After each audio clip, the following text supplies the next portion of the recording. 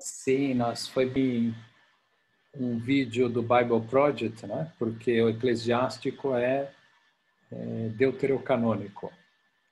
Então, o melhor que eu achei aqui para a gente conhecer um pouquinho. Uhum. Livro do Eclesiástico. O livro do Eclesiástico é também conhecido como a sabedoria de Jesus, filho de Sirac, de Sirá, ou Sirácida, Sirácides, nome do sábio que, por volta de 185 a.C., reuniu os pensamentos deste livro em língua hebraica. Meio século depois, foi traduzido para o grego pelo neto do sábio, conforme explica o prólogo. A esta tradução, recolhida na versão grega da Bíblia dos Judeus de Alexandria, a Septuaginta, 70, exerceu durante muitos séculos o papel de texto original. A partir de 1896, porém, foram sendo encontrados importantes fragmentos hebraicos que permitem uma interpretação mais segura de 2/3 do texto grego. Embora não se saiba até que ponto representa o texto do avô, o problema é que a obra se tornou tão popular que logo surgiram diversas recensões, o que dificulta a reconstituição exata da forma original. O nome eclesiástico parece ser de origem cristã e aponta para seu uso frequente na igreja, visto que em nosso meio circulam traduções baseadas nas diversas formas antigas do texto, com numerações diferentes.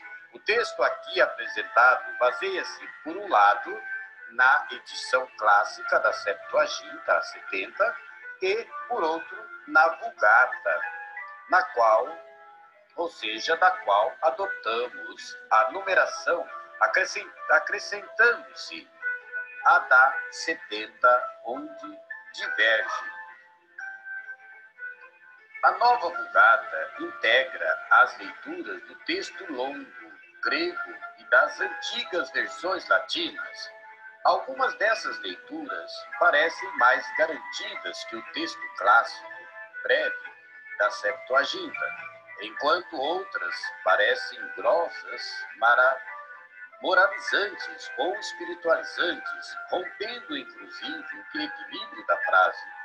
De toda maneira, na ausência de uma reconstituição convincente do texto original, parece valioso apresentar ao leitor todos esses elementos. Jesus ben Sirá viveu por volta de 200 a.C., quando os judeus de Jerusalém tinham boas relações com seus governantes egípcios, os primeiros Ptolomeus, sucessores de Alexandre Magno no Egito, que inclusive mandaram traduzir a Bíblia para o grego. Foi contemporâneo do admirável sumo sacerdote Simão II, pai de Onias III, assassinado pouco antes da perseguição desencadeada pelo rei sírio Antíoco Epífanes, conferir segundo Macabeus 4, 30, 35. Composto, portanto, antes da crise do helenismo, o livro respira um ar cosmopolita. É uma valiosa amostra do ambiente judeu helenista de Jerusalém, no início do século II a.C., quando ali conviviam as culturas judaica e grega. O livro parece responder, do ponto de vista da fé, aos questionamentos do Eclesiastes, escrito pouco antes. Uma pequena síntese do que o livro do Eclesiastes fala.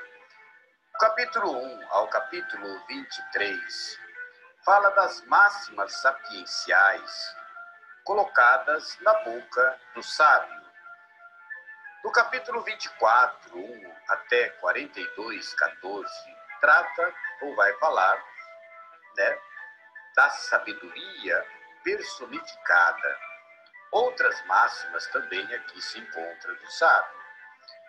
Já no capítulo 42, 15 até o 50, 31, fala ou faz um elogio da criação e dos antepassados. O capítulo 51 é um apêndice, fala da oração, né, fazendo assim uma exortação. Vejamos agora o conteúdo geral do livro do Eclesiástico. A primeira parte reúne provérbios de diversas origens e matérias, geralmente do ponto de vista da classe tradicional, observante da lei, embora helenizada, o que corresponde à situação do judaísmo antes da insurreição nacionalista dos macabeus. O âmbito dos provérbios e máximas aqui arroladas é nitidamente cidadino, mesmo quando falam do lavrador ou do artesão. Os temas tocam em comércio, política, vida de sociedade, bens da família, educação dos filhos e controle da mulher, além de esporádicas considerações em relação ao culto. Tudo isso é refletido à luz da sabedoria, o saber viver e do temor de Deus, religião e piedade.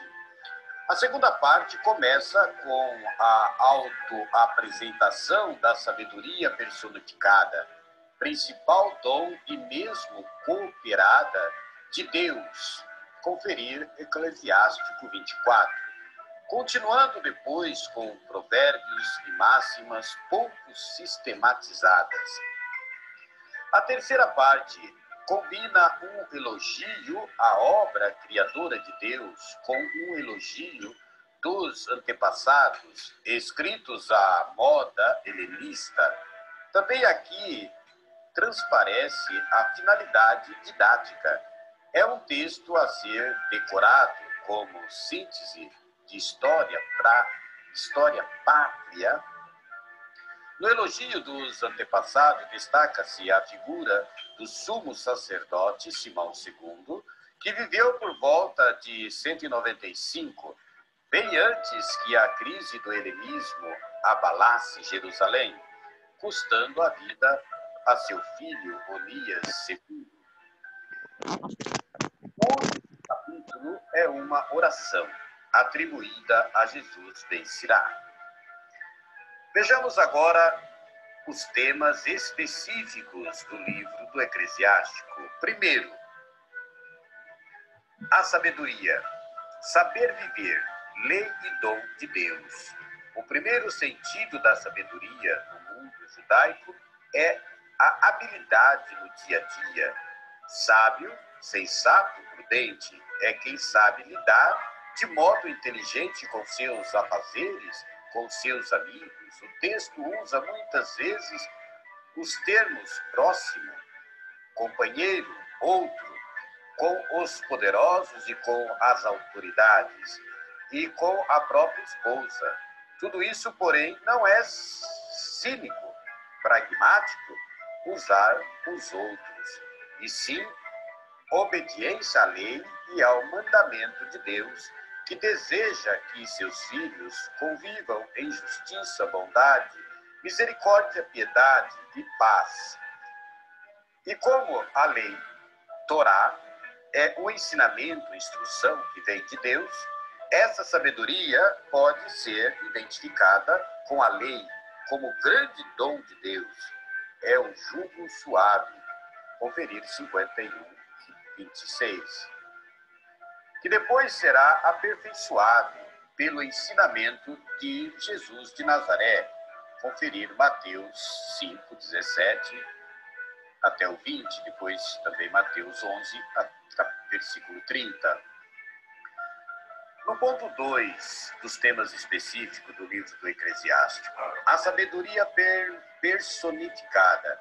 Era bem ao gosto da época apresentar as qualidades e os dons de Deus em forma personificada, antecipando o livro da sabedoria de Salomão, no qual essa tendência chega ao auge. O Eclesiástico contém uns belos trechos sobre a sabedoria personificada. Por exemplo, conferir em Eclesiástico 24. No ponto 3 dos temas específicos do livro do Eclesiástico, sinagoga e templo, sacerdócio e sacrifício. Neste livro transparecem as principais formas da Assembleia no século II a.C., às vezes chamadas em grego eclésia, que significa igreja, a sinagoga e o templo em geral. O livro é destinado a ser lido na sinagoga, especialmente na diáspora, Alexandria, do Egito, mas diversas alusões ao templo e ao sacerdócio, e sobretudo o capítulo 50, dedicado à função litúrgica do sacerdote Simão, mostram que o auge é a liturgia do templo, especialmente no dia do grande perdão. Conferir capítulo 55. Entretanto, o verdadeiro sacrifício é o do dia a dia, justiça, bondade e paz. Ponto 4 dos temas específicos do livro do Eclesiástico. Moral burguesa. Eclesiástico está sendo considerado hoje como um livro de moral burguesa, se esta qualificação significa citadina. Pode estar certa, pois, de fato, é um livro feito para quem vive na cidade, Jerusalém, Alexandria ou qualquer outro centro do judaísmo. Ora, quem pensa que se trata de uma moral que justifique a dominação existente, leia Eclesiástico 13, 19, sobre pobres e ricos. No ponto 6 dos temas específicos, a mulher. Apesar de algumas belas frases sobre a companheira perfeita, Eclesiástico, sobretudo, o texto longo, apresentado nesta tradução, excede aquilo que nossa sensibilidade admite em termos de preconceito contra a mulher. Desconte-se o tradicional patriarcalismo semítico e, sobretudo, o fato de que a sociedade de Jerusalém, naqueles anos, estava sendo invadida por costumes novos e mulheres pouco discretas, à maneira da cultura internacional, helenismo, o que devia provocar uma reação conservadora. Prólogo do tradutor grego. Muitas e importantes lições nos foram transmitidas pela lei, pelos profetas e pelos outros escritos que os seguiram. É graças a eles que se deve louvar Israel por sua instrução e sabedoria, mas não basta que somente aqueles que os leem se tornem instruídos. Os que se dedicam à sabedoria devem também ser úteis, tanto pela palavra como por escrito, para os estrangeiros. Eis porque meu avô, Jesus, depois de entregar-se com afinco à leitura da lei, dos profetas e dos outros livros que nos foram transmitidos pelos nossos antepassados, e tendo-se feito bastante versado neles, quis também escrever alguma coisa do que se refere à instrução e à sabedoria. E isto para que, tendo-se instruído nestas coisas, os que desejam aprender sintam-se cada vez mais atraídos e se confirmem na vida segundo a lei. Por isso, vos exorto a que procureis fazer sua leitura com benevolência e tanto maior atenção, mostrando também indulgências, se, apesar do nosso esforço na interpretação, tivemos falhado em algumas palavras, pois os vocábulos hebraicos, quando vertidos para outra língua, já não têm a mesma força. E não é só neste livro. A própria lei e os profetas e o conteúdo dos outros livros apresentam não pequena diferença quando lidos no original. Foi no ano 38 do tempo do rei Ptolomeu Evergetes que eu, tendo chegado ao Egito e aí permanecendo bastante tempo, encontrei um exemplar de valor doutrinal não desprezível. Por isso, achei bom e necessário também da minha parte empregar algum esforço e dedicação para traduzir este livro. Muitas vigílias e conhecimento empreguei nesse espaço de tempo até poder terminar e publicar o volume.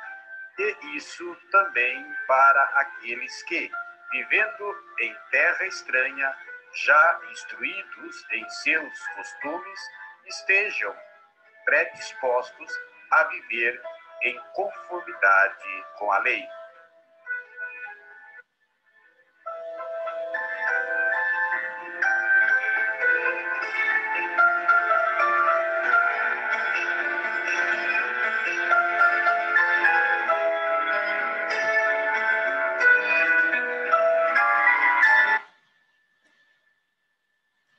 Muito bom. Fechando um pouco mais, tem umas palavras aqui que explicam esse livro, inclusive a origem do nome, né? Porque é muito parecida com o nome Eclesiastes, não é? E Eclesiastes era um agrupamento, né? Então, ou seja, algo que seria dito para um grupo de pessoas. Na verdade, tem a mesma origem porque vem de eclésia, igreja. Igreja é um agrupamento de pessoas. Então, diz assim, o Eclesiástico, ou Sirácida, é um dos livros deuterocanônicos da Bíblia de composição atribuída a Jesus, filho de Sirache. Jesus ben Shirá, ou ben Sirá, ou em grego Sirácida. Então, assim como o Eclesiastes também é conhecido como Coelet, né? Porque era a pessoa que era o filho do rei Davi, e seria um tal de Coelet, quem escreveu o Eclesiastes. E aqui quem escreve é esse Jesus ben Sirá, filho de Sirá. E por isso também é conhecido como Eclesiástico ou Sirácida. O livro, formado por reflexões pessoais do autor, era comumente lido em templos cristãos. Ou seja, está fazendo referência aqui já a comunidades cristãs, depois de Cristo.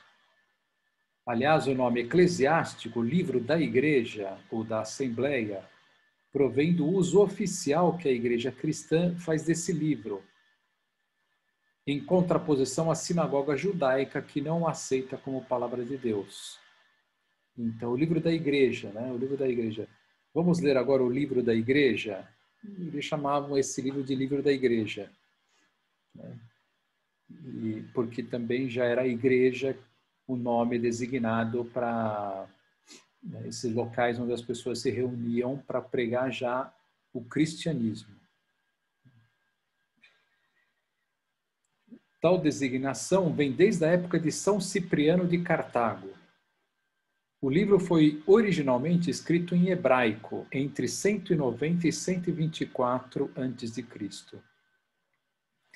Possui 51 capítulos e posteriormente foi traduzido para o grego por um neto de Jesus, em 123 a.C.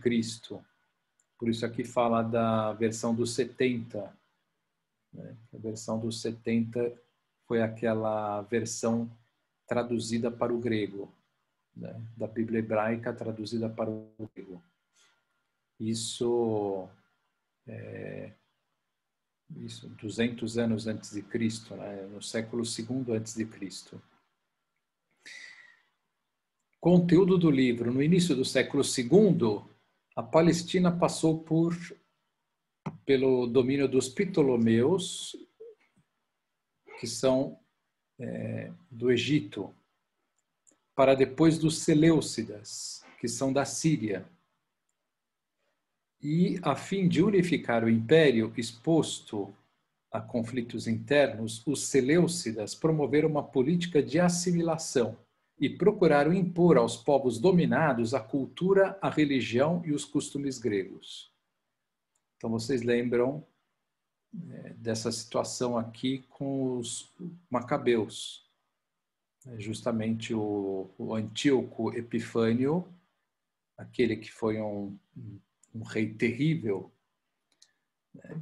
E ele era Seleucida, e ele queria que todos os povos assimilassem a religião grega, a cultura grega, e por isso começou a perseguição aos judeus, né? Então, parte dos judeus aceitava adaptar o judaísmo a uma civilização mais universal. Entretanto, outra parte buscava preservar a identidade e salvaguardar a fé e a vocação de Israel. Ben Sirá escreveu então este livro, uma espécie de longa meditação sobre a fidelidade hebraica. Ele procura reavivar a memória e a consciência histórica do seu povo a fim de mostrar sua identidade própria e o valor perene das suas tradições. Então, por um lado, relembrar toda a cultura judaica, hebraica, as leis de Deus, para que não se perdesse, né, diante dessa pressão da nova cultura, a cultura grega. O autor, porém, não é intransigente, pois em seu livro mostra já ter assimilado diversos aspectos da cultura grega, iniciando o caminho de uma síntese que culminará no livro da sabedoria. Ou seja, o livro dirige-se a todo aquele que queria se comportar como judeus num mundo em transição. Trata-se de uma obra de um conservador lúcido que quer preservar o essencial, sabendo que não se deve ignorar as situações novas. O centro do livro está no capítulo 24, em que o autor identifica a sabedoria com a lei de Moisés, presente nos 5 livros do Pentateuco. Esta, na visão do autor, constitui a sabedoria de Israel. Com efeito, a narração toda do Pentateuco mostra a experiência básica de todo homem de qualquer povo, a sabedoria que nasce da experiência concreta e conduz à vida. São Jerônimo afirma tê-lo conhecido em sua língua original. São Jerônimo foi aquele que traduziu toda a Bíblia para o latim. Então, ele está dizendo aqui que ele conheceu o livro no hebraico. Muito bem. Então, é mais um livro de sabedoria. Livro sapiencial. Por isso nós dizemos assim, um livro sapiencial. Vamos ver aqui um pouquinho mais.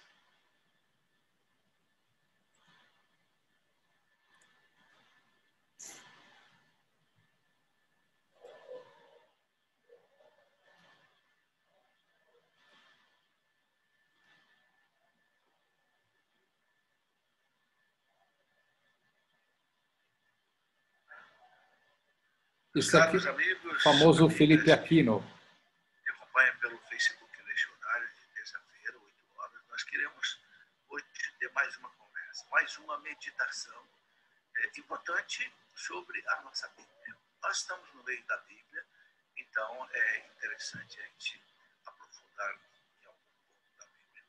Eu escolhi hoje um livro muito importante da Bíblia, do Antigo Testamento, que é o livro Eclesiástico, também chamado de Sirácidas. Né?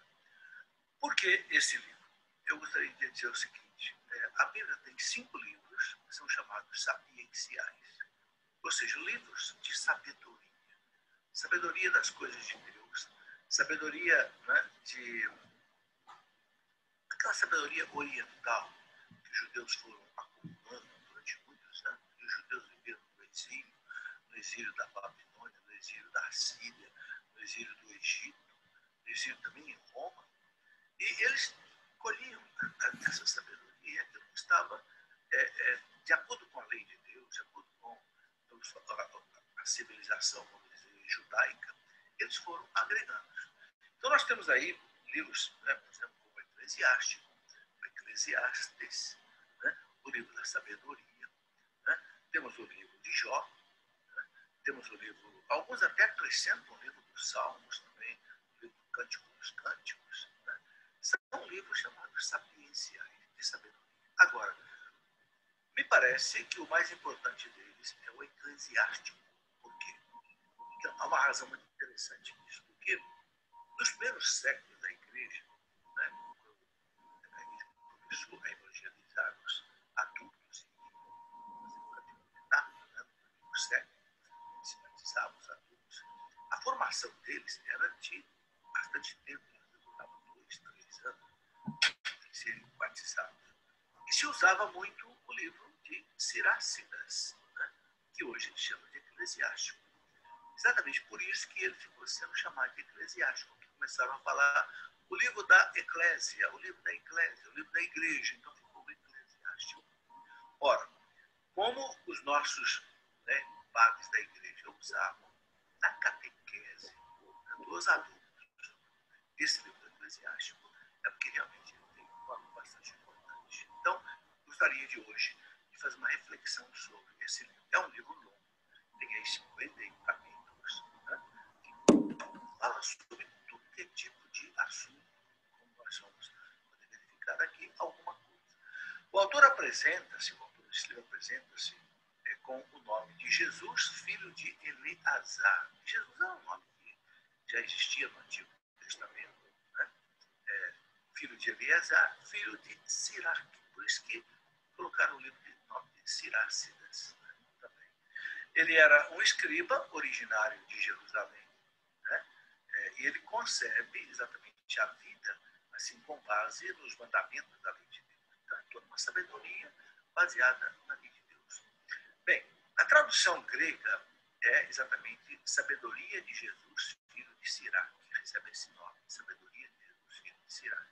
Os cristãos da língua latina, né, aqui no Ocidente, chamavam de o Eclesiásticos, né, em latim, o Eclesiástico, o livro da Igreja. Bom, esse livro revela uma face muito mais avançada, assim, do pensamento dos judeus do que o livro dos Provérbios, porque ele foi escrito um pouco depois. Né?